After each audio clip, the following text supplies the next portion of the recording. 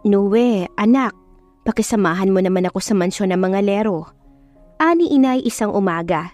Yun ang amo niya sa trabaho niyang pangangatulong. Gusto kasi ni Sir Silver nitong biko.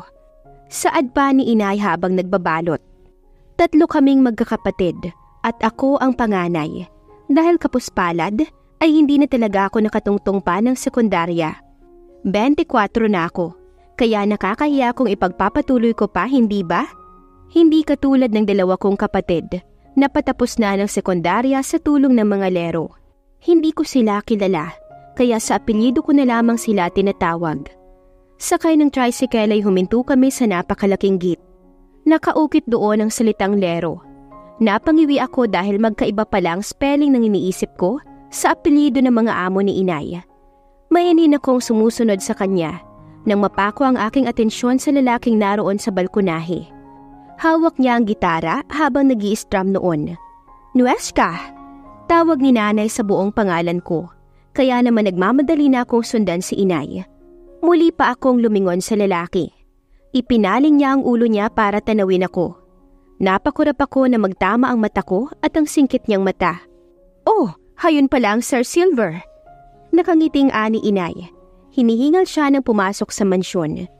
Kaagad kong itinago ang aking sarili sa malaking poste. Nang matanawan ko iyong lalaki pababa ng hagdan. Nakapamulsa siya habang lilinga-linga. Mag-isa ka lang? Dinig ko ang baritonong tinig niya. Where's the kitten? Ho? Takang ani inay. Wala akong kasamang pusa, sir. Saad pa ni inay. Nadinig ko ang matunog niyang palatak. No, I mean your daughter. She looks like a kitten. Yun bang nawawalang pusa sa daan? Narinig ko ang maugong niyang tawa sa sarili niyang biro. Naipit ko tuloy ang labi ko dahil sa hiya. Palaging binabanggit ni inay ang Silver na iyon. Ngunit hindi ko naman naisip na ganyan siya kagwapo. O iha, anong ginagawa mo dyan? Napasingap ako nang dumaan ang kasamahan ni inay. Wala po. Nahihiyang saad ko. Pero lalong bumilis ang tibok ng puso ko nang sumilip iyong si Sir Silver sa akin. Nagtatago ka? Inosenteng aniya habang nguya-nguya ng biko ni inay. Nawala lamang ang atensyon ko sa kanya nang umugong ang bagong boses. Norina! Tawag sa pangalan ni inay. Naku Lilith, pakibantayan mo nga sandali ang anak ko at pupuntahan ko lang ang chairman. Saad ng inay. Iginiya ako ni Aling Lilith patungo sa kusina. Ba't namumula ang pisngi mo? Makahulog ang aniya. May paghanga ka kay Sir Silver ano? Aniya. Nakagat ko ang labi ko. Po? Nauutal na saad ko pa. Mabait yun. Napakaganda mo at halatang mahinhin. Dalaga ka, kaya walang masama kung humanga ka sa kanya. Ano, may paghanga ka kay Sir Silver? Napakurap ako at hindi ko malaman ang sasabihin ko. Naibaba ko ang aking paningin sa hiya. Sayang, hindi ka sumagot. Hinintay pa naman ni Sir Silver ang sagot mo. Parang kinikilig na ani Aling Lilith, habang ako ay parang bato na unti-unting lumilingon sa likod, kung saan naroon nga si Sir Silver na naglalakad palayo. Napahawak ako sa dibdib ko, at naroon ang hindi pamilyar na kaba. 2:00 pasado ng madaling araw, nang marinig kong hihinga-hinga ang inay. Nay, bakit po? Alalang saad ko. Kaagad akong tumungo sa kusina para kumuha ng isang basong tubig. Uminom po muna kayo. Saad ko pero inabutan kong namimilipit na si inay at mukhang inaatake ng sakit niya sa puso. Nari, tawagin mo si Kapitan. Sabihin mong isusugod natin sa ospital si inay. Saad ko sa kapatid kong sumunod sa akin. Sandali lang ang tinagal niya at kaagad na rumesponder si Kap. Hindi pa rin gumiginhawa ang lagay ng inay. Nag-aapura ang mga nurse pagdating namin sa ospital. Nilagyan si inay ng oxygen para kahit papaano ay maging maayos ang paghinga niya. Naiwan ako sa bench mag-isa. May pasok ang mga kapatid ko, kaya hindi sila pwedeng magtagal sa ospital. Hindi ko na malaya na nakatulog na pala ako. Pagdilat ng mga mata ko ay kamuntikan pa akong mapatalon sa gulat. Naroon si Silver dala ang kape. Here. Alok niya sa akin. Tumawag ang kapatid mo sa bahay. Sinabing nasa ospital daw si Aling Norina. Hindi ko siya nasagot. Kasabay ng pagtayo ko matapos lumabas ang doktor, bit-bit ang mabigat niyang reaksyon. Dok! Nanginginig na saad ko, pero umiling lang yung doktor. I'm sorry, masyado na pong mahina ang puso ng pasyente. Hindi niya na po kinaya, ma'am. Hindi ko alam kung paano ko tatanggapin isa-isa ang mga sinabi ng doktor sa akin para akong binabangungot. Habol hininga ako at mukhang aatakihin ng asthma nang tapikin ni Silver ang likod ko. Kasabay noon ang mahigpit niyang pagyakap sa akin. Calm down. Aniya, bagay na nagpabalik sa akin sa ulirat. Noon lamang tumulo ang luha sa mga mata ko. Alam ko na ang sakit ni inay, pero hindi ko alam na ganito kabilis na mangyayari ang mga yon. Si Sir Silver ang nag-asikaso ng lahat dahil alam niya namang wala kaming kakayahan sa buhay. Kitten, inosenteng Aniya, what are you doing here? Kukurap-kurap na Aniya makalipas ang isang buwan mula nang mailibing si inay. Kailangan pong makatapos ng mga kapatid ko, kaya ako po ang papalit kay inay. Pero kahit wala kay pag-aarali naman namin sila. Kibit balikat na Aniya, pero umiling ako. Hayaan niyo na po ko. Saad ko nang tumawa siya. Okay. Mukhang gusto mo rin naman akong makita araw-araw. Mayabang na Aniya pa, tsaka nakapamulsang naglakad paakyat sa kwarto niya. Ayokong masayang lang ng walang kabuluhan ang lahat ng pinaghirapan ng inay. Kaya kahit labag sa loob kong maging kasambahay sa edad kong ito, ay tatanggapin ko na lang. Lunes ng umaga nang maatasan ako magdala ng tea sa office ng Chairman Lero. Nakatanaw ang matanda sa akin, huwari kinikilala ko. Bago ka, iha. Aniya nang may babako ang tea. Anak ni Aling Norina yan. Napasinghap ako sa tinig ni Sir Silver mula sa likod ko. Mas bata pa sa akin yan, parang anak nyo na lang. Simpleng Aniya, na para bang pinagbabawalan niya ang kanyang ama na tignan ako sa ganoong paraan. Nasa hardin na ako nang lumabas si Sir Silver sa mansyon. Mukhang kakatapos lamang nilang mag-usap ng daddy niya. Nakapamulsa siya nang maglakad palapit sa akin. Samahan mo naman akong mag-ikot, Kitten. Po, hindi kaya ako hanapin, sir? Nahihiyang saad ko. Hindi, maiintindihan nila yon, lalo't ako ang kasama mo. Aniya pa, tsaka ngumiti. Hindi ko alam kung saan ang punta namin. Sinusundan ko lang ang malalaki niyang hakbang. Hanggang sa makarating kami sa isang batis. Napakaganda doon at talaga namang napakalinis. Asul ang kulay ng tubig. Dito ako tumatambay kapag malungkot ako. Panay matatanda ang mga tao sa bahay, kaya mag-isa lang ako palagi. Si Sir Archer po, ba't hindi niyo yayain? Natatawang saad ko, patungkol sa bunso niyang kapatid. Hindi ko siya kasundo, Nuwe. Hindi pa sapat ang kaisipan ko para pagpasensyahan sila ni Daddy. Aniya matapos ay naupo sa bato na naroon. Aalis na ako, Kitten. Napakurap ako nang sambitin niya iyon. Wala na akong puwang sa mansyon dahil napunta na lahat kay Archer. Pero masaya pa rin ako kahit papaano. Malungkot ang kanyang mga mata habang sinasabi yun. Nakakainis. Bakit kaya hindi natin makuha yung mga gusto natin? Tapos yung gusto natin hindi naman pwedeng maging atin. Umiiling na Aniya. Para tuloy ay tinamaan ako.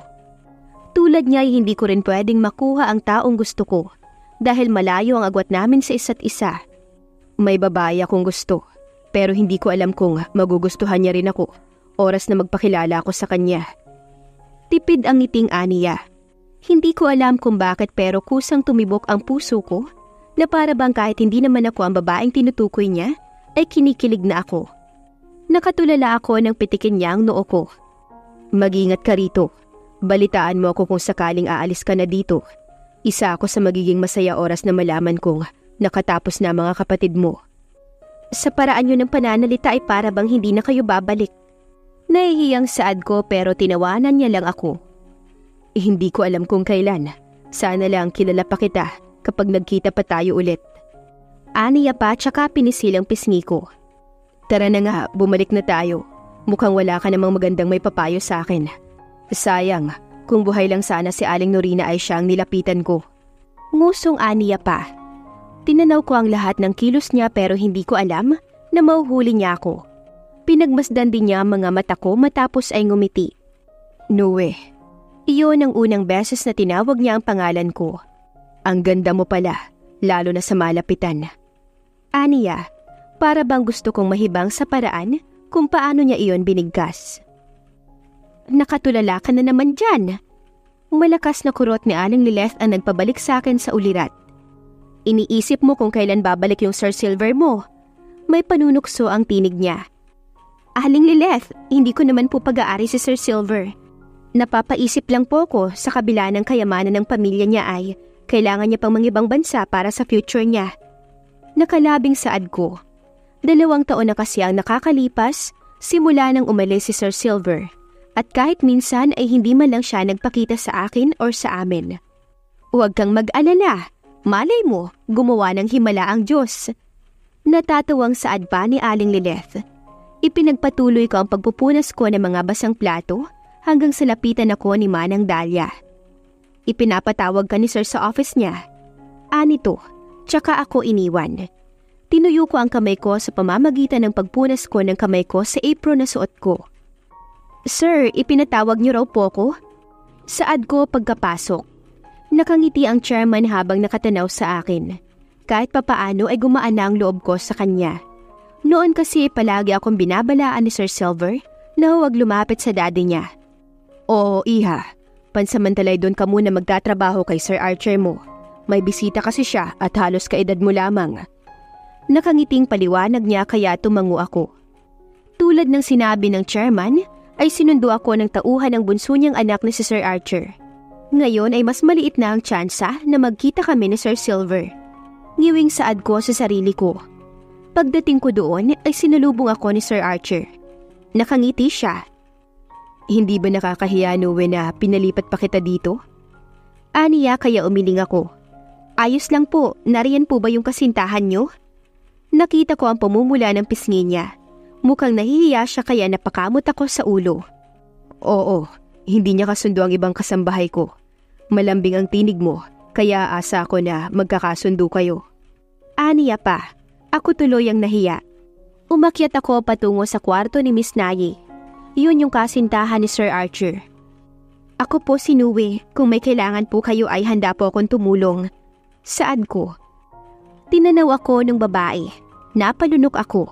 Napakakinis ng mukha niya at porselana ang balat niya. Kasambahay ka din ba ng Archer na yon? Tanong niya sa akin. Kaya tumango ako. Manipis ng ngiti ang binalik niya sa akin. Ang ganda mo, hindi akma sa trabaho mo. Aniya pa, maya-maya ay napalingon ako sa pagkatok ng pinto. Isa sa kasambahay ni Sir Archer dala-dala ang isang mahabang kahon. Ipasuot mo raw yan, parating na si Sir Silver. Kusa akong napalunok. Si Sir Silver? Ngunit sino naman ang sadya niya rito? Nilingon ko si Miss Nayi. Para bang may tumarak na kung ano sa puso ko. Ang isipin na gusto din niya ang kasintahan ni Sir Archer ay hindi imposible dahil sa taglay nitong kagandahan. Paano naman ako? Naibulong ko sa isipan ko. Kung sa bagay, ang isang mangmang at dukha na tulad ko ay malabong magustuhan ng isang anak ng tycoon. Pangarap lang ang lahat. Maiwan ko na po muna kayo. May kailangan lang po akong asikasuhin sa ibaba, Miss Nayi. Saad ko. Tango lamang ang isinagot niya. Siguro'y nabuburyong lamang siya kaya siya nagsusungit sa ibang kasambahay. Sa akin naman ay maayos siya. Kasalukuyan akong nagwawali sa hallway ng mansyon. Nang mapalinga ako at hinahanap ang pinanggagalingan ng pamilyar na amoy na iyon. Napakurap ako. Silver? Iyon ang tanging naibulong ko. Matapos ay nagtatakbo ako sa gilid ng mansyon para hindi niya ako makita. Ang puso ko ay para bang dinadamba ng kabayo sa sobrang bilis. Mas lalo siyang gumwapo ngayon. Mas na-enhance na din ang maskulado niyang katawan. Kagat ko ang labi ko na magtatakbo ako papasok sa mansyon, pero sa likod ako dumaan. Kailangan kong sabihin kay Miss Nayi na nariyan na si Sir Silver kahit medyo masakit para sa akin. Wala akong karapatang makaramdam ng ganito, hindi ba? Pagpasok ko ay naroon si Sir Archer. Nariyan na po si Sir Silver. Saad ko. Oh, ayos ka lang ba? Bakit namumula ang pisngi mo? May sakit ka ba? Alalang ani Sir Archer. Hindi ako nakasagot. Hindi ko din kasi alam na namumula na pala ako. Magpahinga ka na muna sa kwarto mo. Aniya pa. Tumango ako. Gusto ko rin kasing iwasan si Sir Silver sa kadahilan ng hindi ko rin alam. Ibinagsak ko ang katawan ko sa kama. Para akong nakalutang at walang ibang iniisip kundi ang lalaki na yun. Dahil nga sa pag-iisip ay hindi ko na namalaya ng oras. Hindi pa ako naghahapunan, pero alauna na ng madaling araw. Minabuti kong lumabas ng kwarto. Katakataka na bukas pa ang ilaw. Binabaybay ko ang kusina. Nang eksaktong magtama ang mata namin ni Sir Silver. Nakapako sa akin ang singkit niyang mga mata. Kitten? Inosenteng aniya. Hanggang ngayon ay yun pa rin ang tawag niya sa akin. Napako ang mata ko sa putok niyang labi matapos ay sa mga basyo ng bote ng alak na nasa harapan niya. Ang iba ay nagtumbahan sa mesa. Hinanap kita sa mansyon pero wala ka. Akala ko'y umalis ka na. Nakangiting aniya pa. Hinanap niya ako? Pero bakit? Para saan? Parang umurong ang dila ko. Ang puso ko ay mas bumilis nang tumayo siya sa kinauupuan niya, tsaka lumapit sa akin. Walang paglagyan ng kaba ko nang yakapin niya ako ng mahigpit. Mukhang ikaw na naman ang kasama ko ngayong may dinaramdam ako. Malungkot ang tinig na aniya. Sir Silver, yun lang ang nasabi ko. Isa ka sa na-miss ko, Nuwe. Aniya pa, pero hindi ko inaasahan ang sunod-sunod na paggalaw ng balikat niya. Senyales na umiiyak siya. In love ako sa babaeng hindi pwedeng maging akin. Para akong sinaksak sa puso ko. Ang kirot at sakit ay hindi ko maipaliwanag. Hindi naman ako perpekto, pero bakit kaya ang malas ko sa lahat ng bagay? Aniya pa. Luhaan ang mata niya nang bitiwan niya ako. Para akong dinudurog sa nakikita kong reaksyon niya. Dumulas ang kamay niya sa braso ko. Tinitigan niya ako.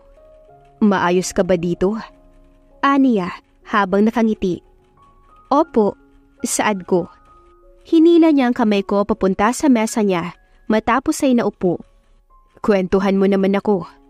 Aniya, tsaka niya sinalo ng 2 palad niya ang ilalim ng mukha niya matapos ay tumunghay sa akin. Tapos na ba ng pag-aaral ang mga kapatid mo? Opo, sa ngayon ay nagpapahinga sila para sa pagtatrabaho. Baka di sa kailan ay umalis na rin po ako dito. Napakurap siya. Wag. Kaagad na aniya. Wag mo kong iwan. Nakagat ko ang laman ng labi ko. Hindi ko alam kung anong sinasabi niya, pero kinikilig ako. Kapag umalis ka, wala na ako magiging kakampi. Sige ka. Pananakot niya pa, pero nakangiti naman. Ang mata niya ay nakatanaw sa akin, matapos ay bumaba iyon sa labi ko.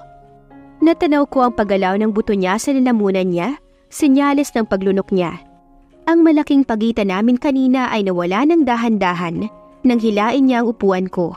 Kasabay noon ay ang pagyuko niya para abutin ang labi ko. Mariin akong napapikit, matapos ay nag-iwas. Sir, saad ko na kinatigil niya. Si Miss Nayi pa rin ang gusto niya at nakainom lang siya kaya siya ganyan sa akin. Kuha po ko ng ipanggagamot ko sa labi niyo. Saad ko tsaka ako nagmamadaling bumaba sa high chair. Habol ang aking paghinga nang makarating ako sa madilim na parte ng mansyon. Muntik na niya akong mahalikan. Napapikit ako. Tumungo ako sa kwarto ko para kuhanin ang personal kong first aid kit doon. Ibinuga ko ang kaba at hangin na naipon sa dibdib ko. Tsaka ako bumalik sa kusina. Nakababa ang paningin ko nang lapitan ko siya. Tsaka ako bumalik sa high chair. Idinampi ko ang bulak na binasa ko sa maligamgam na tubig para tiisin ang kaunting dugo na namuo doon. Mas binigyan ko pa siya ng pagkakataon na matitigan ako ngayon. Ano ba naman kasing dahilan ng naisip ko?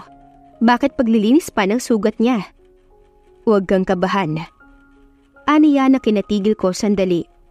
Kanina ko pa nakikita ang mata niya na nakatitig lamang sa akin. Madalas ang paglunok mo, kaya iniisip kong baka kinakabahan ka. Aniya pa.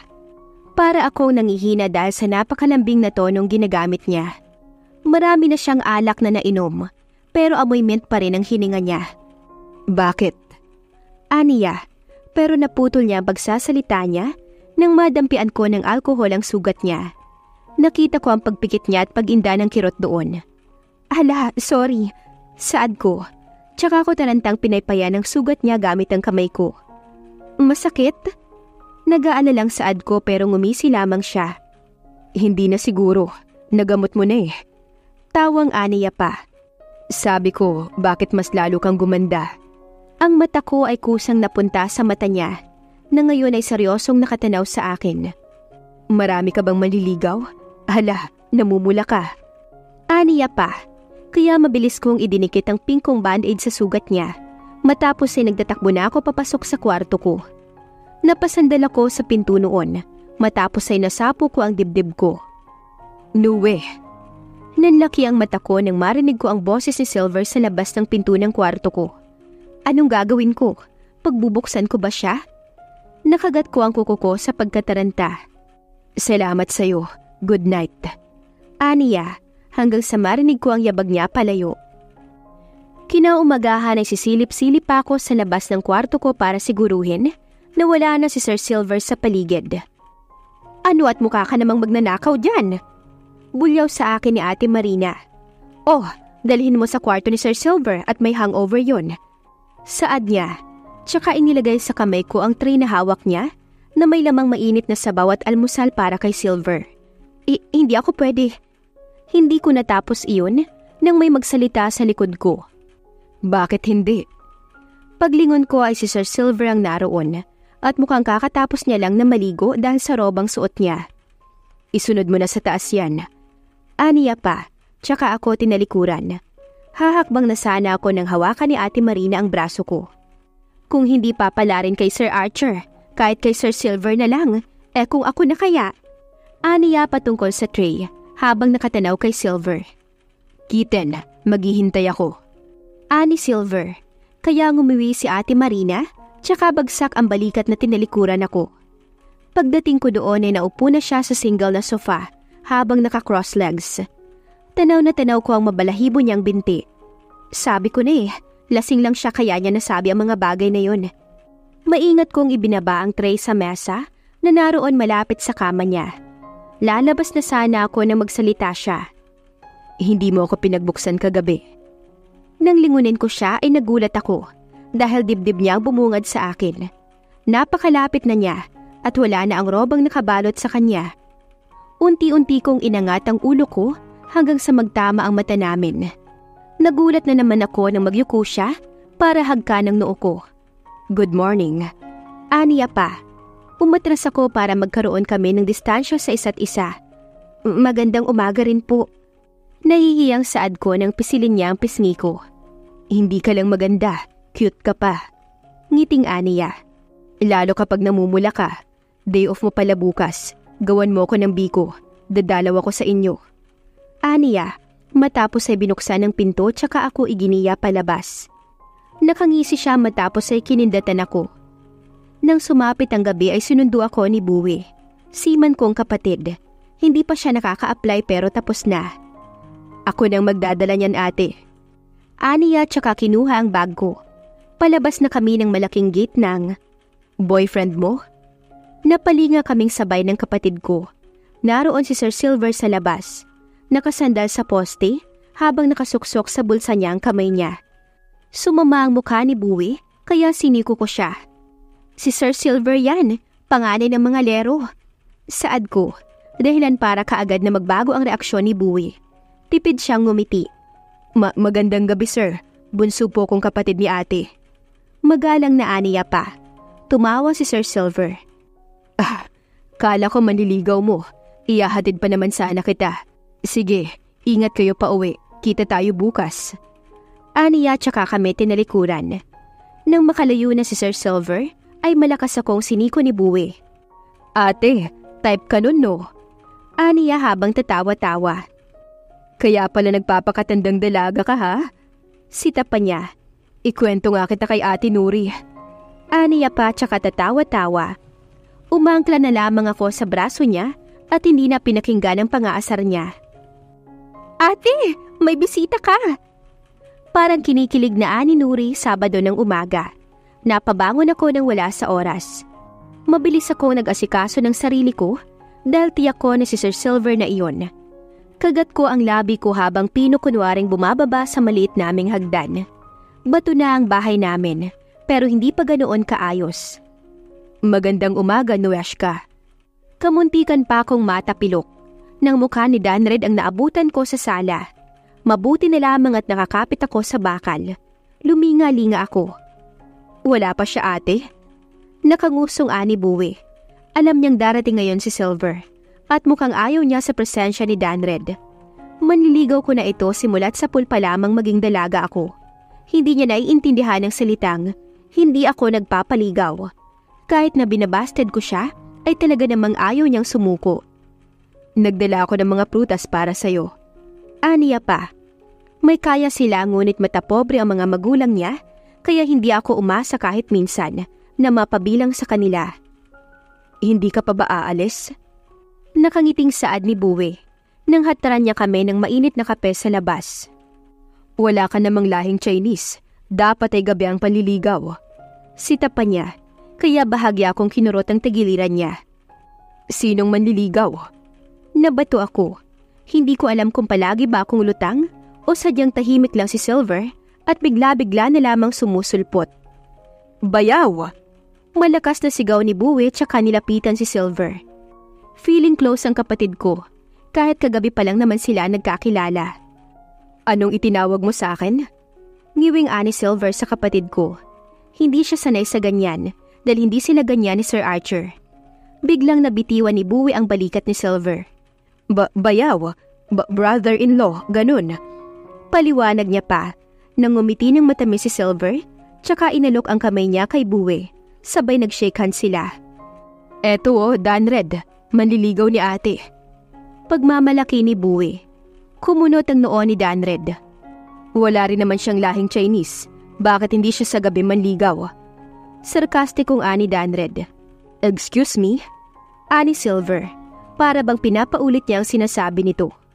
Chinese ang lola ko. Hindi ba obvious sa mata ko? Nakataas pa ang kilay na aniya.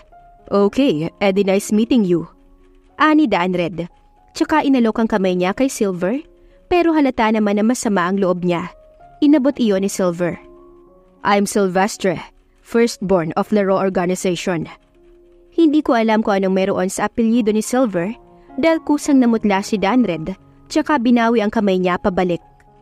Mauna na ako. Aniya pa, tsaka masama ang loob na umalis. Eksakto naman na lumabas si Nuri dala ang kape niya nang bumagsak iyon sa paanan niya kasabay pagnganga. Ano ka ba naman ate Nuri? Sermo ni Buwi.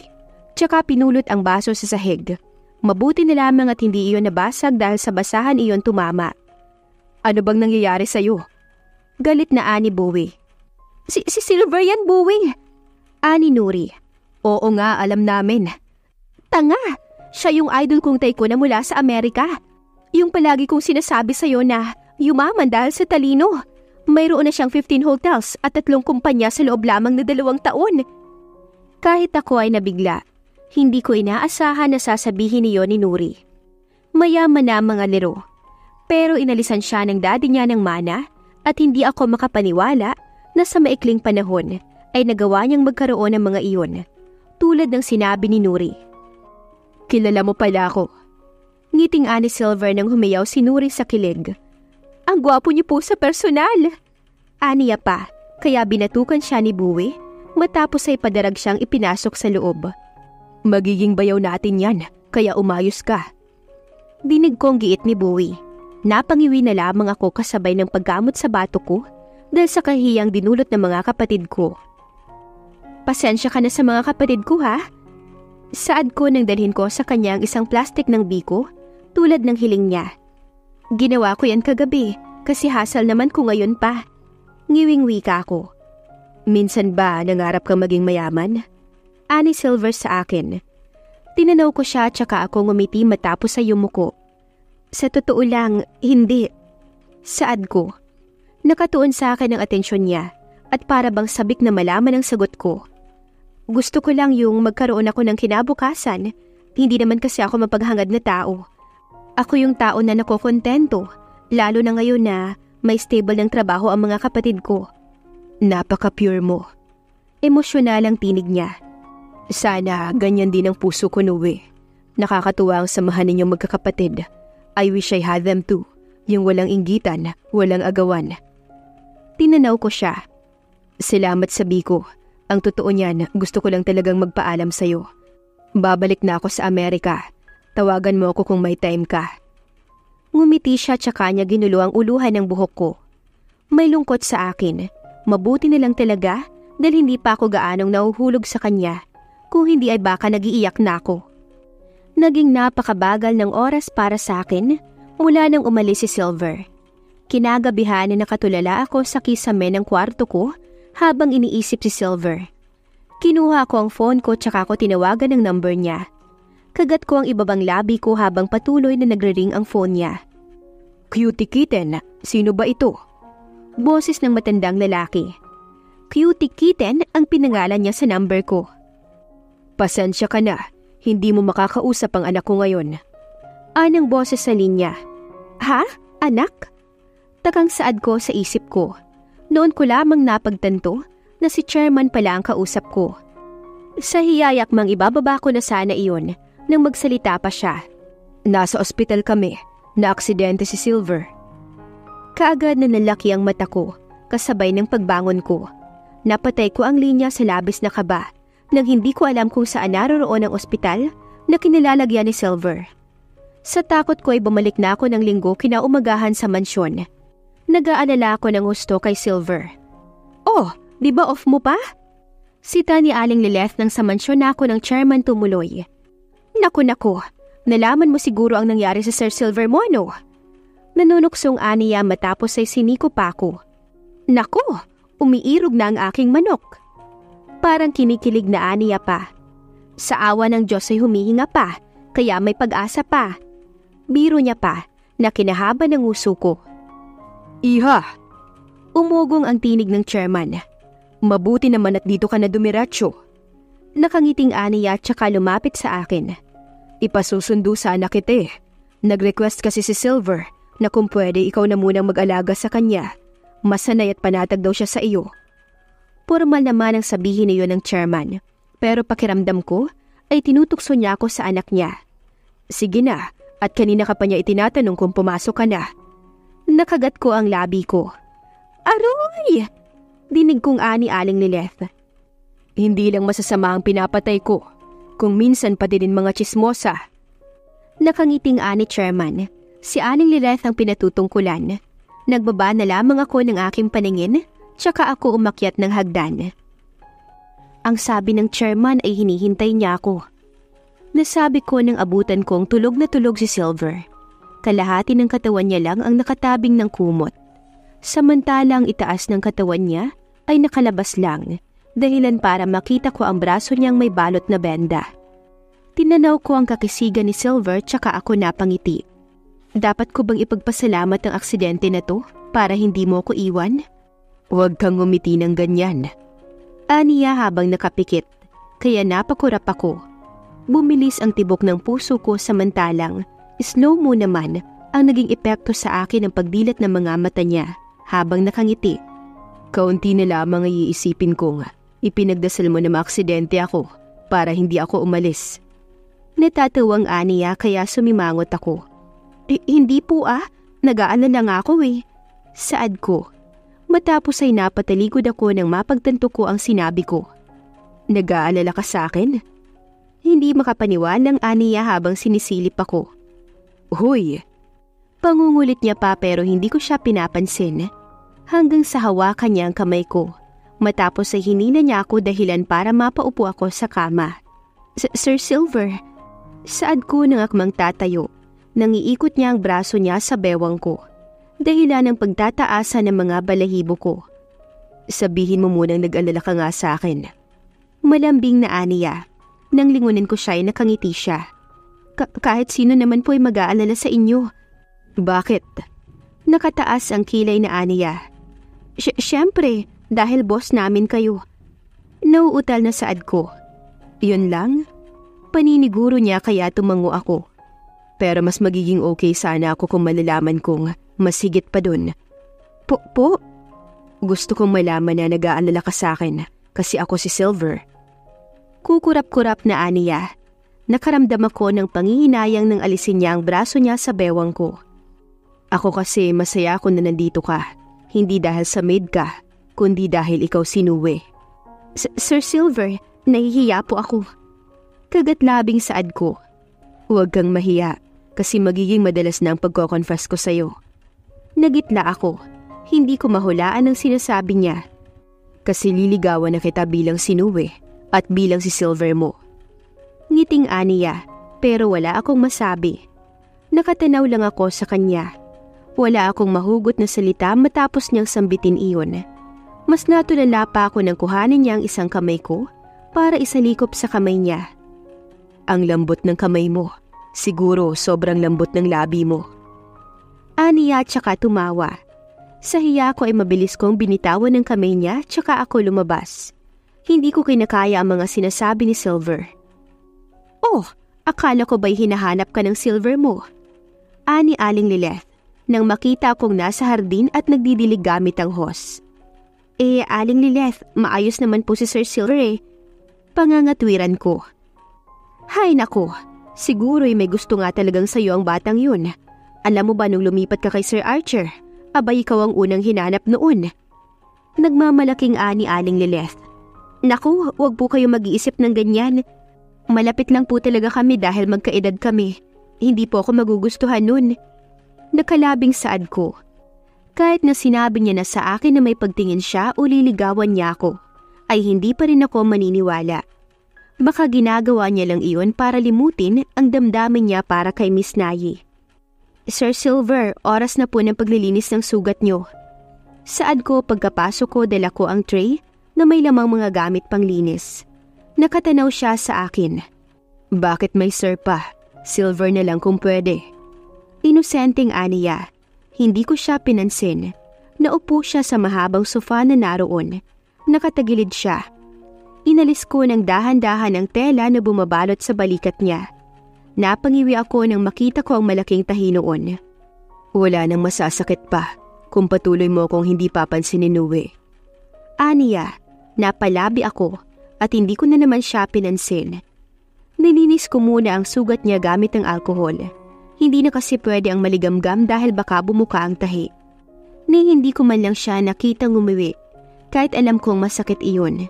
Ang mata niya ay nakatitig lamang sa akin. Nue. Aniya. Ngunit hindi pa niya madudugsungan ang sasabihin niya, ay pumasok na ang isang babae. Alalang-alala ito sa kanya. Maganda at nakadress ng labas ang kalahati ng hita niya. Oh my God, baby!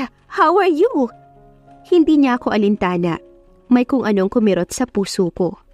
Parang gusto kong maiyak at tanungin kung sino ang babaeng to at bakit siya tinatawag na baby. Para saan ang panliligaw niya na sinasabi niya? Tanya? Hindi makapaniwala na ani ni Silver. Excuse me? Ako na ang gagawa niyan para sa boyfriend ko. Salamat. Saad nung Tanya. Nakangiti ako tsaka tumango. Sige po ma'am. Saad ko. Tinanaw ako ni Sir Silver. Ilalabas na po ako Sir Silver. Saad ko. Sinadya kong lagyan ng diin ng sir para alam niya. Mabigat ang katawan ko nang pumasok ako sa kwarto. Naupo ako sa kama ko. Matapos ay ibinaluktot ko ang tuhod ko at doon ko ibinaon ang mukha ko. Ang lakas niyang magsabi na maliligaw siya sa akin. Pero may girlfriend naman pala siya. Ano yun? Pagsasabayan niya kami? Tapos gusto niya rin naman si Miss Nayi? Pinahid ko ang luha na umagos sa aking mata. Ayokong isipin nila na abusado ko. Hindi ako pwedeng basta na lamang magkulong sa kwarto. Kahit masama ang loob ko ay lumabas pa rin ako. Pero mas lalo yata akong nanghina nang makita ko sa balkonahe ng kwarto niya si Silver. Kasama yung kasintahan niya. Tawa ng tawa yung babae. Habang si Silver naman ay nakatanaw sa akin. Iniwas ko ang aking paningin, tsaka nagpatuloy sa pagwawalis. Manang Dahlia, ako na lang po ang pupunta sa Costa Fuego.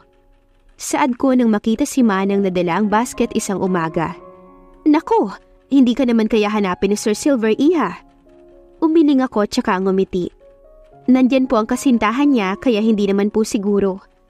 Mabilis kong kinuha yung basket kay Manang tsaka ako naglakad palabas. Magko-commute na lamang ako. Gusto ko ring malibang. Kung maaari ay gusto ko na rin yatang mag-resign. O iha, bakit naman ikaw ang pumasyal dito?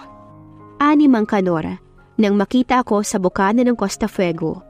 Isa itong hasyenda na pag-aari din ng mga lero. Busy po kasi silang lahat sa bahay. Ako lang po ang libre. Tatawa-tawang saad ko. Kay ganda mo, ipakilala kaya kita kay Aris. Anak ko iyon, iha. Bakasyon niya sa trabaho ngayon. Naku, hindi na po. Maayos naman po ako kahit walang kasintahan. Sayang ang ganda mo, iha. Para naman may kasama ka sanang pumasyal sa hasyenda. Tawang saad pa ng matanda. Akmang magsasalita na sana ako nang umugong ang pamilyar na tinig mula sa likuran ko. Bakit? Hindi ba ako pwede na mag-ikot yan? At yung anak mo pang irereto mo? Nakasimangot si Silver mula sa likuran ko. Nakatanaw ako sa kanya na may gulat na reaksyon. Anong ginagawa mo rito? Hindi makapaniwalang saad ko. Bakit? Pag-aari naman namin ito, kaya hindi mo dapat ako tinatanong ng ganyan. Masungit na aniya. Nako, ang mabuti pa ihay mauna na ako. Pasensya na po Sir Silver. Hindi ko po alam na magkasama kayo. Ani Mang Kanor. Hindi ko naman po talaga siya kasama. Masungit na saad ko.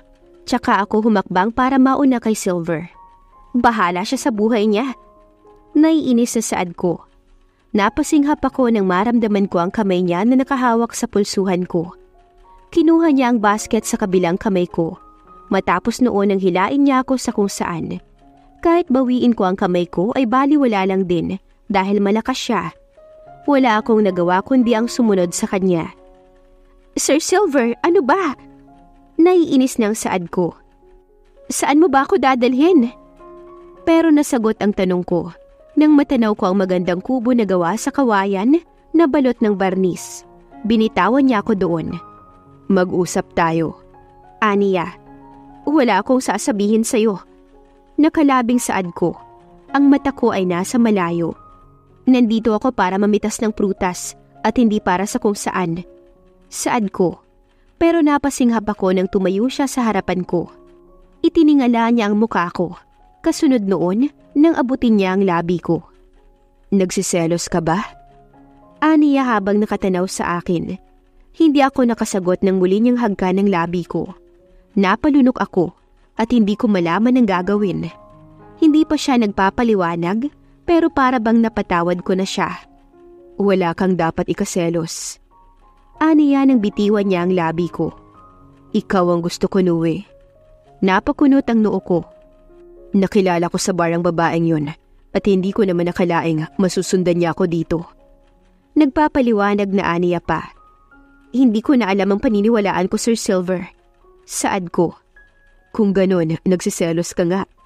Nakangiting aniya kaya tumango ako habang nakasimangot. Nagulat ako nang alisin niya ang pang-itaas niyang damit. Inilagay niya iyon sa papag na naroon. Iginiya niya ako pahiga. Napalunok ako. Alam kong ito na yun. Dito na mangyayari yun. Ganito ang mga telenovela na napapanood ko. Aalisin ko lahat ng selos na nagawa ko sa'yo. Malambing na aniya. Ang singkit niyang mata ay naging mapungay. Ngayon ko lang napansin na wala na palang brace ang isang braso niya. Medyo tuyo na rin ang sugat niya. Bumilis ang tibok ng puso ko nang magsimula nang dumampi ang labi niya sa balat ko. Panga, leeg at labi ang paulit-ulit niyang hinahagkan sa akin hanggang sa maglikot na ang mga kamay niya. Kung sakali na mabuntis ka ay mas maganda para lalo kang walang ipag-alala. Pakakasalan kita, Nue. Aniya pa, kasabay noon ang maramdaman kong pisilin niya ang ibabaw ng dibdib ko. Bagay na nagpaangat sa likod ko. Si Silver, daing na saad ko. Huwag kang mag-alala, dadahan-dahanin ko. Pangako. Aniya, namula ang pisngi ko nang maramdaman ko ang kamay niya sa gilid ng hita ko. Nagbababa ng maliit na saplot panloob ko. Ang puti mo. Aniya habang nakatuon ang mata sa hita ko. Silver, nahihiya ako. Kagat-nabing saad ko. Bakit? Ayaw mo bang ikaw ang maging paboritong dishes ko? Panunukso niya. Ha? Hindi pa man ako natapos magtanong nang malukot ang mukha ko dahil sa kirot. Hindi ko alam kung gaano siya kalaki at gano'n na lamang ang idinulot niya sa akin. Dama ang sikip. Aniya pa, pero hindi ako makapagsalita dahil inipit ko ang magkabilang labi ko para pigilin ko ang pagdaing ko. Nue, Daing na Aniya habang nakatingala at pikit ang mga mata. Pakakasalan kita, pangako. Aniya tsaka nagpatuloy sa paggalaw. Gugustuhin ko na lang yatang magselos ka araw-araw. Kung ganitong panunuyo naman ang gusto mo, kahit minu-minuto ay susuyuin kita. Kagat ang ibabang labing Aniya nang itukod niya ang dalawang gilid ng uluhan ko sa magkabilang braso niya. Hindi niya alintana na hindi pa magaling ang sugat niya. Habol hininga kaming pareho ng matapos. Nakangiti si Silver habang inaayos ang kanyang sarili. Napalinga ako sa kung saan nang makita ko ang kanya. Gusto kong itanong kung talaga bang pumasok iyon sa akin. Sa laki noon ay para bang ayaw kong maniwala. Ang sexy mo. Aniya nang damputin niya ang underwear ko. Namula ang pisngi ko nang isuot niya iyon sa binti ko pataas. Kaya ko na. Nahihiyang saad ko. No. Mariing Aniya. Ako ang nag-alis niyan, kaya dapat na ako rin ang magbalik. Nakangiting Aniya. Ang ganda mo lalo kapag namumula ka. Sana ako lagi ang dahilan niya, Noe.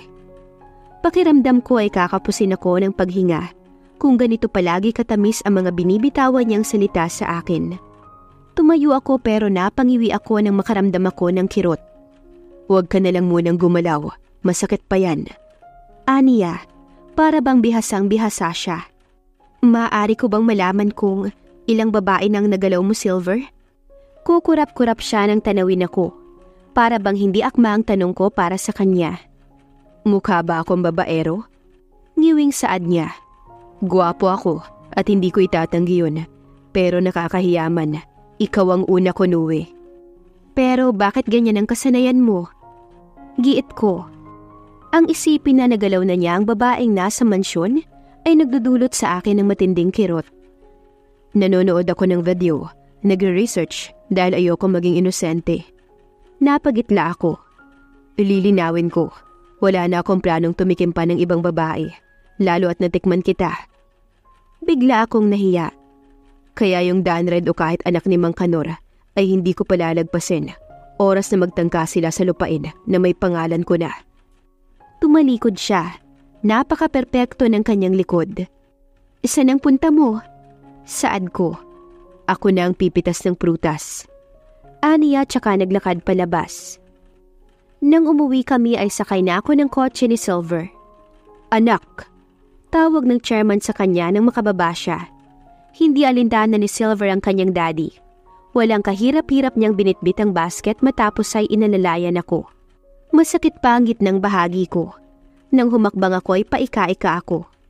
Oh, ano ang nangyari sa iyo, Iha? Alalang ani chairman. Binalot ako ng takot.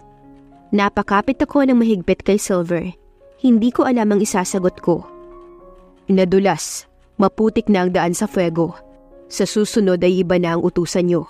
Kung hindi pa ako dumating ay walang tutulong sa kanya. Masungit na ani Silver. Tsaka kami nagdiretso papasok. Napakagaling niyang magsinungaling. Palibhas ay dulot niya ang sakit na nadarama ko. Sa totoo lang ay hindi ko naisip na ganito pala ang magiging epekto nito sa akin. Natatakot tuloy ako na maulit pa ito. Silver's point of view. What the?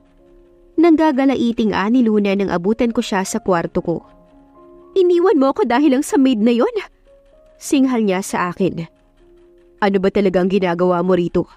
Sa totoo lang ay hindi na ako natutuwa pa sa'yo. Talaga?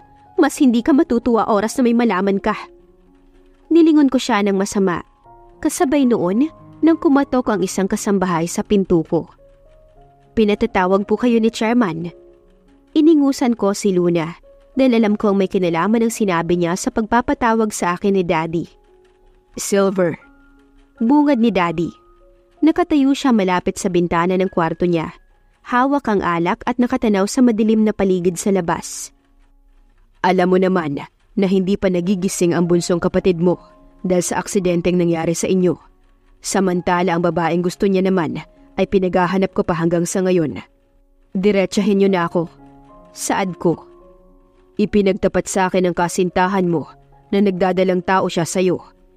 Ayaw ko nang dumagdag pa iyon sa suliranin natin pagdating ng panahon. Kaya pakasalan mo siya. Ano? Napatayo ako. Ni hindi niyo ako tinanong Kung akin nga ba talaga ang batang dinadala niya? Hindi makapaniwalang saad ko. Dad, hindi ako tulad ng iniisip mo. Mula pagkabata ko, ay reputasyon niyo ang inaalala ko. Tingin niyo ba, basta na lang ako papatol sa babaeng yon? Hindi makapaniwalang saad ko. Kung ganon, bakit ang katulong na sinuwi? Salubong ang kanyang kilay nang sambitin niya iyon. Kusang nagsalubong din ang aking mga kilay. Huwag niyo siyang idadamay dito. Sa lahat ng mga babaeng nakilala ko, ay sinuwi lang ang ginalang ko. Kaya huwag kayong magbibitaw ng salita na hindi ko magugustuhan. Sinuwi ang kasama ko sa tuwing sinasaktan yung damdamin at pagkatao ko. Kaya kayang-kaya ko kayong limutin at talikuran oras na may ginawa kayo sa kanya. Hindi ito pagbabanta, Daddy. Utos ito mula sa rebelde niyong anak. Tumalikod ako tsaka ako naglakad palabas. Minabuti kong kamustahin si Noe.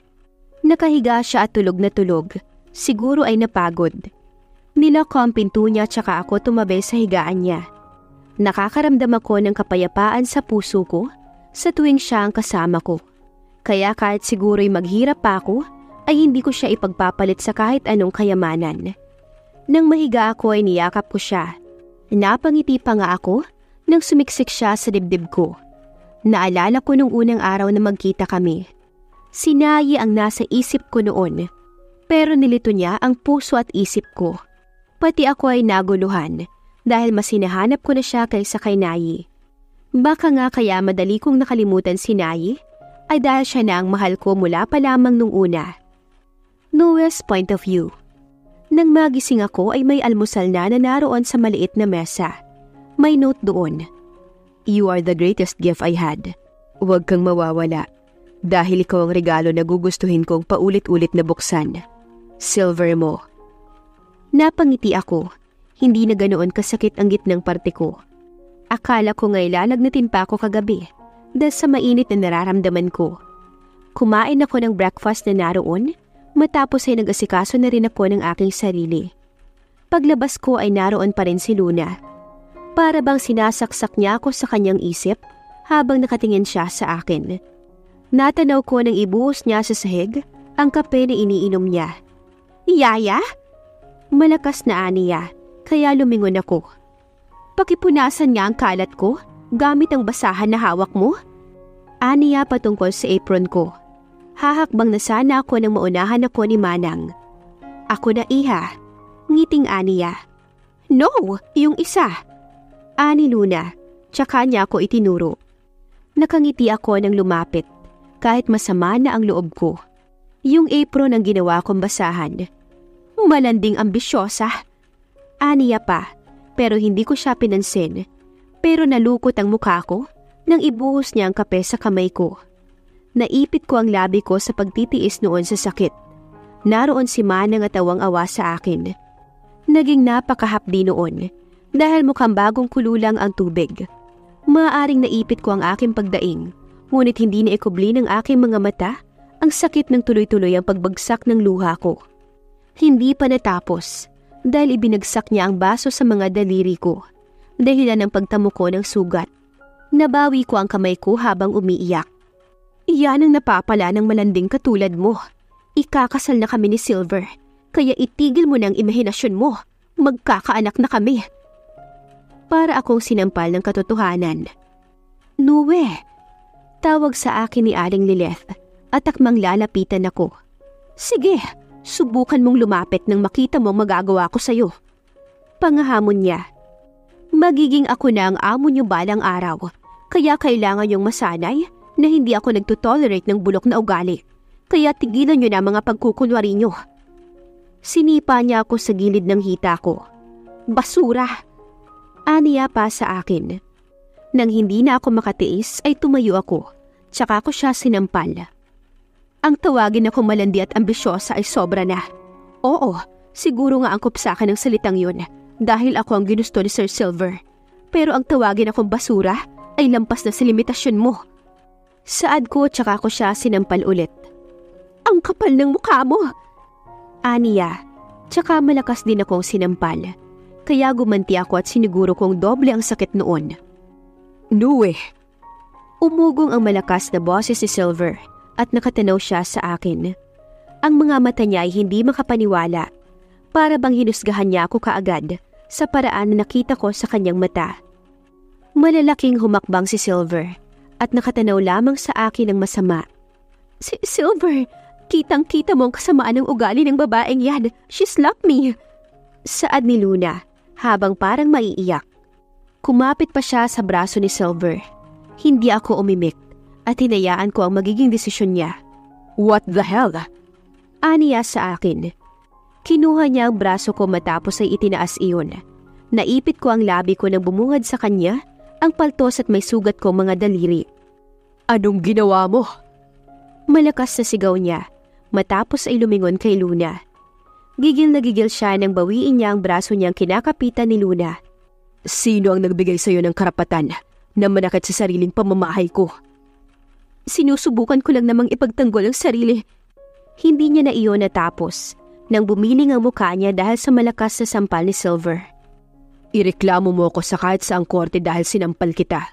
Haharapin kita, pero ipaliliwanag mo sa akin kung bakit gusto mong panagutan ko ang batang alam kong hindi naman akin.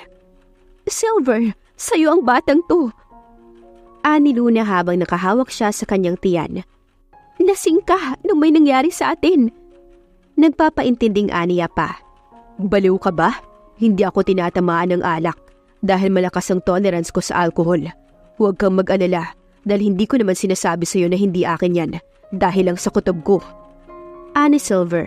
Matapos ay itinapon sa mukha ni Luna ang makapal na papel kung saan naroon ang picture niya kasama ang isang lalaki at pareha silang walang saplot. 3 buwan na kamo ang tiyan mo, hindi ba? Sa 3 buwan ay nariyan lahat ng pinuntahan mo bago ka nabuntis at ni isa dyan ay wala akong picture dahil nag-usap lang naman tayo. Kung nakakabuntis ang pananalita, di sana 3 taon ang buntis sinuwi mula nang makilala ko siya. Ani Silver. Tsaka ako hinila. Mamili ka lang kung sino ang gusto mong kumaladkad sa'yo palabas. Aniya pa, bago kami nagpatuloy sa pag-akyat at mukhang sa kwarto niya kami tutuloy. Paano mong nalaman? Saad ko patungkol sa ginawa sa akin ni Luna. Tumawag si Lilet sa akin. Ginayuma mo yata lahat ng kasambahay dito dahil mahal ka nila. Ganun ba? What? Maya-maya ay singhal niya. Okay lang sa'yo na may magmahal sa'yo na iba? Silver, ate ko na ang mga yan. Baka si Raiso ay tipo mo rin. Aniya patungkol sa family driver nila. Ngumiti na lamang ako. Ganito pala ang feeling kapag alam mong nagsiselos ang taong gusto mo. Inilapat niya ang kamay ko sa una na naroon sa hita niya. Matapos ay isa-isang nilinis ang sugat ko. Iniihipan pa niya iyon kapag nakakaramdam ako ng hapdi. Bakit naman kasi hinayaan mong ganyanin kanya eh? Dahil gusto kong malaman niyang seryoso ko sa damdamin ko para sa'yo. Natigil siya sandali matapos ay tinignan ako. Na hindi ako susuko dahil lang sa isang pangmamaliit o pamimintas niya sa akin. Mahal mo na ako? Kukurap-kurap na aniya. Napangiwi ako.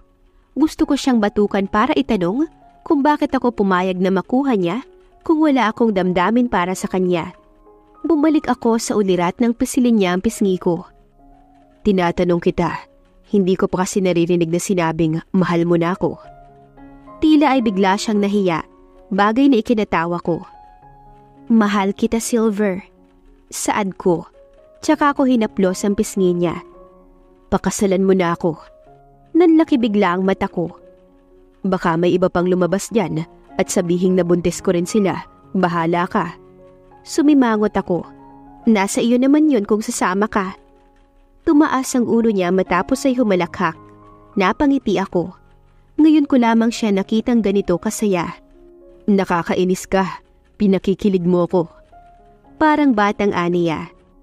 Kunwari ka pa, pero deep inside ay gusto mo rin namang ipagdamot ako. Tatawa-tawang aniya. Umiling pa siyang minsan ng balutan niya ang kamay ko. Akala ko ba aalis ka na kapag tapos na ang mga kapatid mo? I heard nasa ship na si Bowie. While Nuri is on the court as an attorney. Hay, wala na yatang maililihim sa'yo, Silver. What if magtayo ka ng business mo? Business? Ano namang alam ko doon? Ngusong saad ko. Baka malugi lang yun. Imposible. Lalo na't ako ang investor mo. Ngiting aniya. Inalis niya ang unan sa hita niya.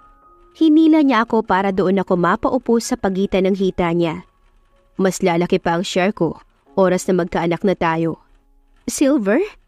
Ngiwing saad ko. Aniya. Ramdam ko pa rin kasi yung unang may nangyari sa atin. Ngiwing saad ko. Ibinaon niya ang baba niya sa balikat ko matapos ay inikot niya ang braso niya sa bewang ko hanggang sa mayakap niya ako. Kaya kinakailangan pang ulitin para masanay. Hindi ba gano'n naman talaga kapag nag-exercise? Paliwanag niya pa. Sasakit ang katawan mo kapag hindi mo inulit. Palagay mo kaya? Kukurap-kurap na tanong ko. Oo. Ustong pagkasabi niya noon ay umakyat ang kamay niya patungo sa dibdib ko. Ang labi niya ay dumadampi sa likod ng tenga ko. Nui. Garalgal ang tinig niya nang tawagin niya ang pangalan ko. Napapikit ako at para akong napapaso. Iba ang pakiramdam ko kaysa noong nasa kubo kami. Siguro ay dahil kama na ang hinihigaan ko. Sadyang mas gumagwapo si Silver kapag naroon na siya sa ibabaw ko. Para bang siya na ang pinakagwapong lalaki na nakita ko. Hindi nawawala ang pagngisi niya habang nakatanaw siya sa mukha kong hindi ko na maipaliwanag kung ano nga bang itsura. This time, sisiguruhin kong mapupunta na sa'yo lahat ng kayamanan ko, Nui. Aniya, patungkol sa plano niyang pagbuntis sa akin. Ni hindi ako makareklamo o kahit makapagsalita man lang dahil para na akong tinakasan ng katinuan. Mukhang tama nga si Silver. Kailangan ngang ulitin. Nang mga sumunod na araw ay hindi ko nakita si Silver. Saan naman kaya tumungo yun? Nasabi ko. Sanay kasi ako na nagpapaalam siya o di kaya naman ay may note na iniiwan. Ngunit matapos ang gabing may mangyari ulit sa amin ay hindi ko na siya inabutan. Ngayon na kasi ang araw na aalis ako sa mansyon tulad ng napag-usapan namin. At sa kanya ko gustong unang magpaalam pero hindi ko naman siya makita. Hoy, susulat ka ha? Ani Aling Lilith, kaya ngumiti ako tsaka tumango. Malalamang na kita dahil hindi mo na makakasama si Silvestre. Aniya pa, tsaka kunwari ay kinurot ako. Napatawa na lamang ako. Kung alam niya lang na may namagitan na sa amin ni Silver, hindi lang isa, kundi dalawa. Hinahanap ka na ng chairman. Saad sa akin ni Nenita, bagong kasambahay. Binitiwan ako ni Aling Lilith, kaya minabuti kong tumungo na ng office. Iha. Bungad niya sa akin. Naipit ko ang aking labi habang palapit ako ng palapit sa kanya. Sir, gusto ko pong formal niyong malaman ang taus-pusong pagpapasalamat ko para sa pag-aaral ng mga kapatid ko. Nakakahiyaman po ngunit magre-resign na po ako, sir. Iniabot ko ang papel na pinasadya ko pa sa bayan na ipagawa. Gusto ko pong tahakin ng panibagong yugto ng aking buhay bilang isang ako at hindi na tulad ng trabaho na aalisan ko. Huwag niyo pong isipin na minamaliit ko ang aking trabaho dahil alam niyo po kung gaano kalaki ang naging tulong nito sa akin. Mahabang paliwanag ko, pero malakas na tawa lamang ang narinig ko mula sa kanya. Oh, paano kayo ni Silver? Rektang aniya, napakurap ako. Alam niyang tungkol sa amin ng anak niya? Hindi ako nakapagsalita. Tumayo siya sa bintana ng kwarto niya matapos ay tumanaw sa labas. Ang batang iyon, masasabi kong magiging mabuting asawa at ama siya kung sakali na magkakaroon siya ng sariling pamilya. Hindi po ba kayo magagalit kung magkaroon man po kami ng relasyon? Humarap siya sa akin matapos ay ngumiti. Sa kanilang dalawa ay si Silver ang may pinakamapait na kapalaran, iha. Ni hindi ko nagampanan ang pagiging ama ko sa kanya dahil nakatutok lamang ako sa bunso niyang kapatid. Emosyonal na ani Chairman. Pero kahit ganoon pa man, alam kong hindi nawala ang pagmamahal niya sa akin. Ang palihim niyang pagsilip sa tuwing tulog ako, ang pag-aayos niya ng kumot sa tuwing giniginawa ko, at pagdadala ng tubig gabi-gabi para sa pag-inom ng gamot ko. Kaya ayoko maging dahilan muli ng pagkadurog ng sariling anak ko. Nakagat ko ang aking labi. Hindi sila showy sa kanilang nararamdaman, kaya umabot sa ganito. Malamang na nagtataka ka dahil wala si Silver sa paligid, iha. Hindi ko alam kung anong sasabihin ko. Tsak na may kinalaman ng pagkawala ni Silver sa aksidente nila ni Sir Archer. Nasaan po ba si Silver? Saad ko. Kasalukuyan siyang nasa Russia sa ngayon. At yun pala mga maaari mong malaman, iha. May mga bagay kasi na hindi mo pa maaaring malaman sa ngayon. Ang hiling ko lang ay mahintay mo ang anak ko hanggang sa pagbalik niya, iha. Ngiting aniya pa matapos ay lumapit sa akin, tsaka iniabot ang isang susi. Pinabibigay niya ang susi na iyan sa iyo. Itago mo dahil siyang magdadala sa iyo kung saan iyan nararapat. Matapos ang mahabang paalamanan, ay kinailangan ko ring umalis. Nakakahiya ako magpapahatid pa ako, kaya naman kahit hirap ay binuhat ko ang mga gamit ko. Naroon na si Yuri nang makauwi ako. Mahigpit na yakap ang sinalubong niya sa akin.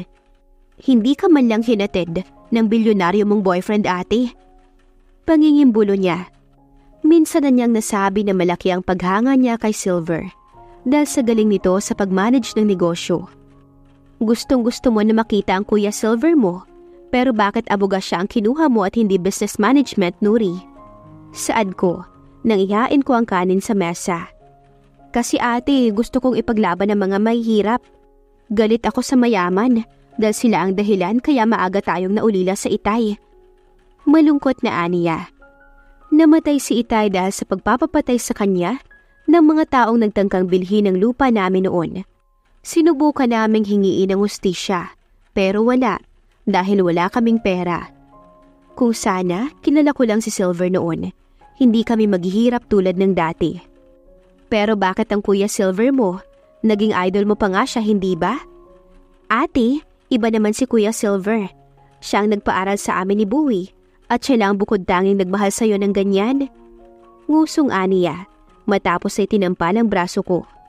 Oo nga pala, ate. Malakas na tili niya. Pabalik-balik dito si Danred. Gustong-gusto ka talaga nung tao. Nuri? Nagbabantang saad ko. Kaso hindi naman siya kasing gwapo ni Kuya Silver. Parang kinikilig na aniya pa. Hindi maganda ang timpla ng katawan ko. Kaya sinuri na ang pinagasikaso ko ng pinagkainan. Nakahiga na ako nang magring ang phone ko. Hello? Bungad na saad ko nang marinig ko ang buntong hininga sa linya. Namimiss na kita. Napabangon ako dahil alam ko kung kaninong boses iyong nasa linya. Silver? Namasa bigla ang mata ko. Ang hindi maganda kong pakiramdam kanina ay biglang nawala. Ako to. Aniya. Tumawag ako dahil namimiss ko na ang inosenteng boses mo. Hinanap mo ako? Malambing na aniya. Palagay ko ay nakahiga siya. Silver, umuwi ka na. Parang batang saad ko. Ako ang pinaglilihaan mo, no? Tatawa-tawang aniya. Ha? May mata ko dyan. Pinababantayan kita. May mga sintomas na raw siyang nakikita sa'yo. I can't wait to see you with your big tummy. I can't wait to hug you tightly, my cutie kitten. Hindi ko alam kung namimiss niya ba ako o ano. Napaka-emosyon niya kung bitawan niya ang kanyang mga linya. Silver, maayos ka naman yan, hindi ba? Saad ko pa. Narinig ko ang hagikik niya. Wala ka dapat alalahanin. Sa totoo lang, kayang-kaya kitang uwian ora mismo, pero hindi pa pwede dahil hinahanap ko pa ang babae ni Archer. Aniya, natahimik ako. Si Miss Nayi ang tinutukoy niya. Ano kayang mararamdaman niya kapag nagkita na sila? Narinig ko ang buntong hininga niya. Ano na naman kaya ang iniisip ng malikot mong isipan? Huwag kang mag-alala. Bagaman narito ang mata ko, hanggang tingin lang ito dahil naiwan ang puso ko sa iyo, Nue. Pakiramdam ko ay iyon na yata ang pinakamasarap na pakiramdam na nadama ko ngayong buong araw. I have to end this. Namiss lang talaga kita at ngayon lang ako humawak ng cellphone. Baka malukit ako ng kalaban at yun pa maging sanhi ng pagiging single mom mo. Tawang aniya pa. Para bang siguradong sigurado siya na buntis ako. Mag-ingat ka, mahal kita, Silver. Saad ko bago tuluyang mamatay ang linya. Dahil sa tuwa ay nayakap ko ang phone ko matapos ay ibinagsak ko ang sarili ko sa kama. Silver, nasambit ko pang minsan. 2 linggo din ang nagdaan mula nang makausap ko si Silver at hindi na talaga naulit pa iyon. Pabalik na ako ng bahay 2:00 ng hapon matapos kong mamili ng gulay at karne para sa hapunan namin ni Nuri. Naipit ako ng traffic kaya ngayon pa lang ako nakauwi. Wala pa akong tanghalian kaya naman medyo nanghihina na ako. Paliko na ako. Isang diretsyo na lang ay naroon na ako sa bahay nang sumulpot sa harapan ko si Danred. Nueshka. Tawag niya sa akin habang nakapasok sa bulsa ang 2 kamay niya. Danred, anong ginagawa mo rito? Kinakabahang saad ko nang umisi siya. Wala naman. Gusto lang talaga kitang kumustahin. Ngayon lang kasi kita nakitang lumabas. Danred, pasensya ka na ha. Nagmamadali kasi ako eh. Saad ko tsaka akmang lalagpasan ko siya nang hilain niya ang pulsuhan ko pabalik. Kinakausap pa kita. Naiinis na aniya. Kapag kinakausap ka, sasagot ka. O di kaya naman, aantayin mong matapos ang itatanong ko sa'yo. Binalot ako ng kaba. Malayo na kasi sa dating Danred ang kaharap ko ngayon. Para bang anytime ay may gagawin siyang hindi maganda sa akin. Danred, ano ba? Bitiwan mo ako. Pumiglas sa saad ko nang tignan niya ako ng masama. Ano pa bang kinakaganyan mo? Hindi ka na nga mahal ng Silver na yon. Pinabayaan ka na niya. Singhal niya pa sa akin. Pero pinilit kong magpumiglas. Ngunit mas nakasama pa iyon nang suntukin niya ang sikmura ko. Dahilan ng pagbitaw ko sa mga plastik na hawak ko, kasabay ng panghihina ko. Silver, nasaan ka na ba? Ang tanging nasabi ko bago tuluyang magdilim ang paningin ko. Silver's point of view. Matagal pa ba? Naiinis ng saad ko kay Rizzo.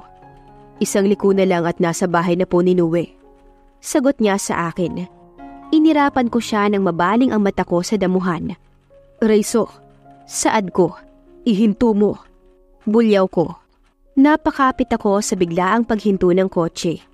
Nagmamadali akong bumaba. Madalang magkamali ang kutob ko, kaya alam kong kay Nui ang mga bakas na ito. Humahangos kong binaybay ang mga bakas na pinagdaanan ng madamong parte ng lugar. Hanggang sa mamataan ko ang isang lalaki na nagmamadali at natataranta. Nui? Nasabi ko, matapos ay natanaw ko ang walang malay na si Nui. Mukhang balak siyang pagsamantalahan ng lalaking yun. Buwisit ka, saad ko. Matapos ay hinawakan ko ang balikat niya. Saka ko siya sinuntok ng malakas. Sinigurado kong tatalsik siya. Nue. Humahangos sa saad ko. Naupo ako tsaka ako sinalo ang ulo niya. Tinapik ko ng paulit-ulit ang pisngi niya.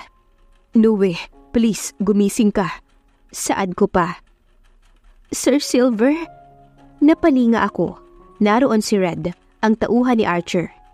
Siya rin ang inutusan kong magbantay kay Nue. Saan ka ba galing? Naiinis sa saad ko.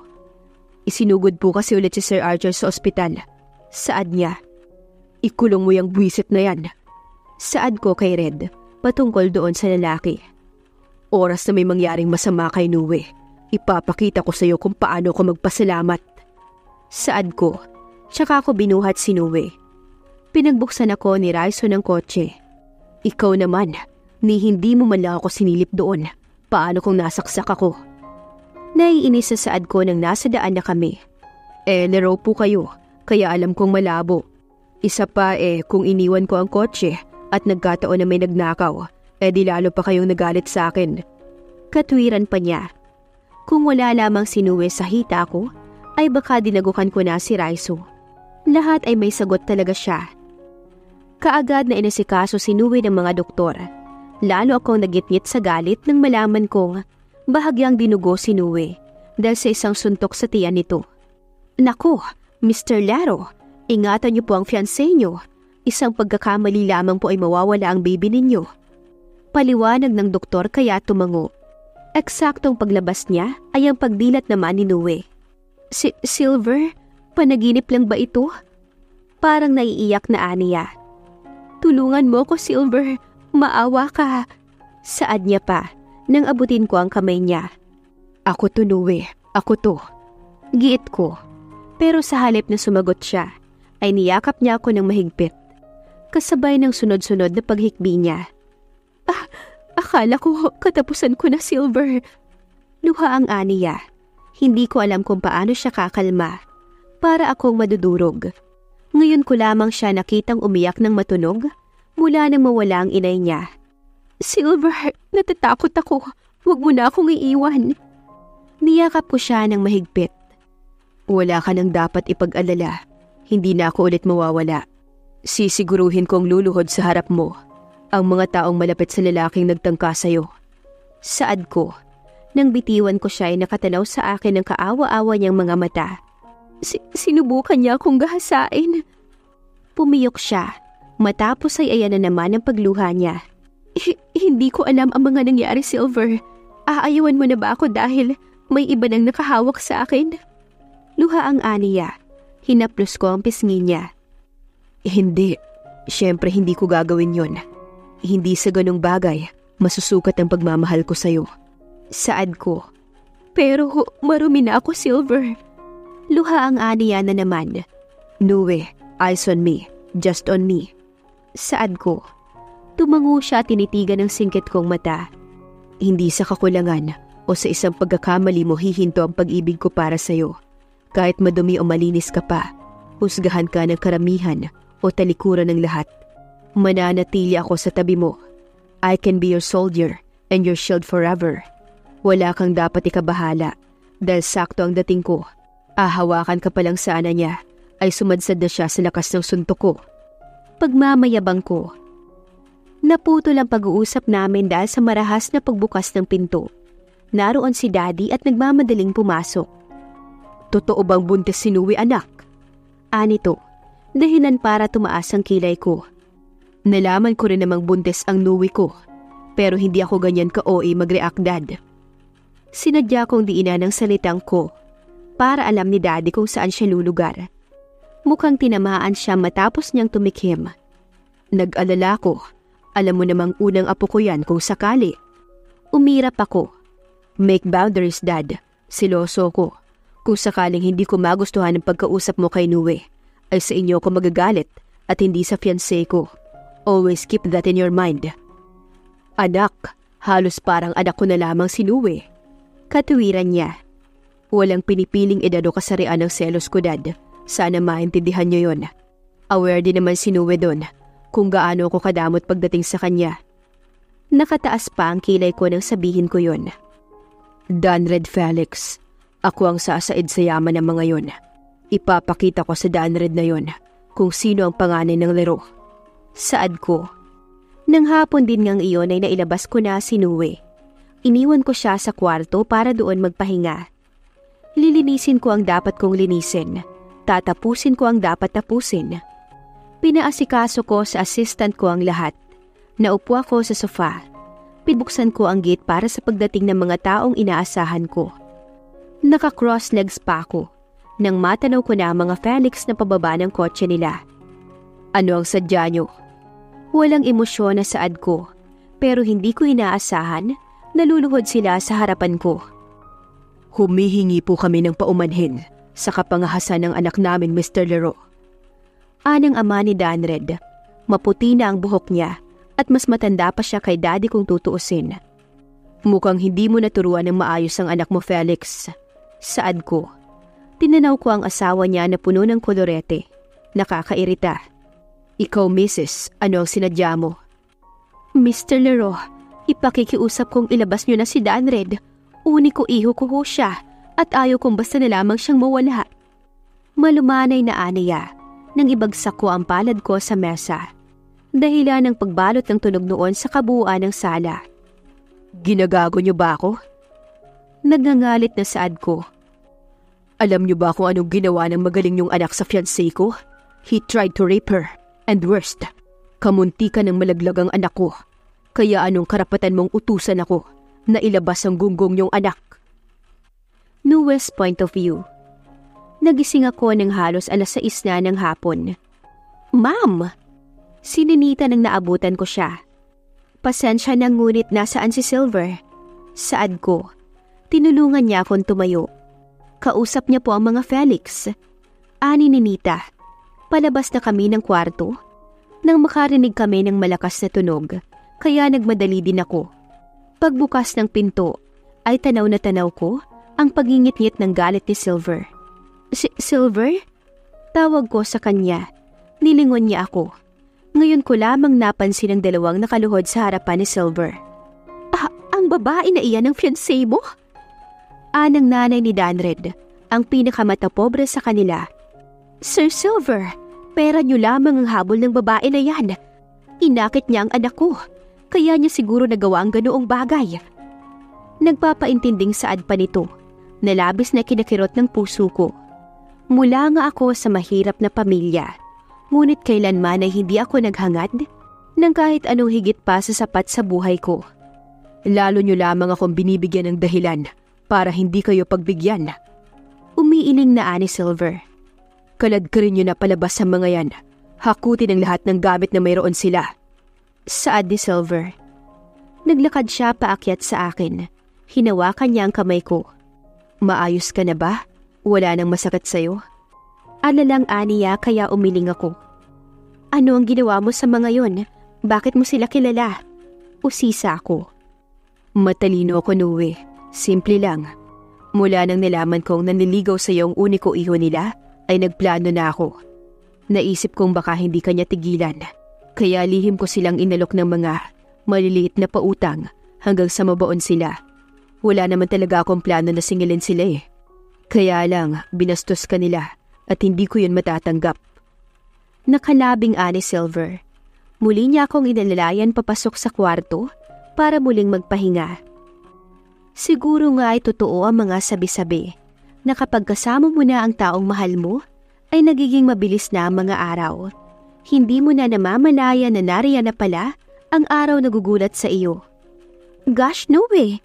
Gising na si Sir Archer. Kinikinig na tawag sa akin ni Aling Lilith habang nagdidinig ako ng halaman.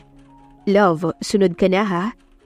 Tawag pansin sa akin ni Silver, kalong ang anak naming si Blue. Oo, tapusin ko lang to. Ngiting saad ko. Itinikulop ko na ang hose na ginamit ko. Naipanganak ko na si Blue ng normal delivery. Para na ngang mahihimatay si Silver habang nakakapit ako sa kanya. Galit na galit siya sa doktor at tinatanong niya kung normal lang daw bang maiyak ako sa sakit. Sa ngayon ay 5 taon na si Blue at 5 taon na rin akong kasakasama ni Silver sa mansyon nila. Naabutan kong magkakaharap na sila sa sofa kaya minabuti kong kuhanin si Blue. Mukhang wala sa mood si Archer. Balak niyang pumunta ng Russia. Ito ang dahilan kung bakit hindi pa kami ikinakasal. Ayaw ni Daddy na magdiwang kami habang nakaratay sa higaan ng bunsong anak niya. Love, pasensya ka na ha? Ani Silver, nang makaakyat kami sa kwarto matapos kong patulugin si Blue. Pasensya para saan? Dati kasi, ako palagi ang nagyayabang na pakasalan ka. Pero ngayon, 5 taon na si Blue. Heto pa rin tayo.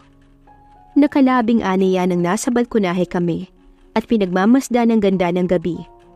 Walang halaga sa akin ang kasal, Silver, hanggat alam kong mahal mo ko at patuloy na minamahal. Ang salita mo ang magiging selyo para masabi kong akin ka. Nakangiting wika ko. Hayaan mo, ustong pagbalik ni Archer kasamang mag-ina niya ay magpapakasal na tayo. Aniya tsaka niya ako niyakap.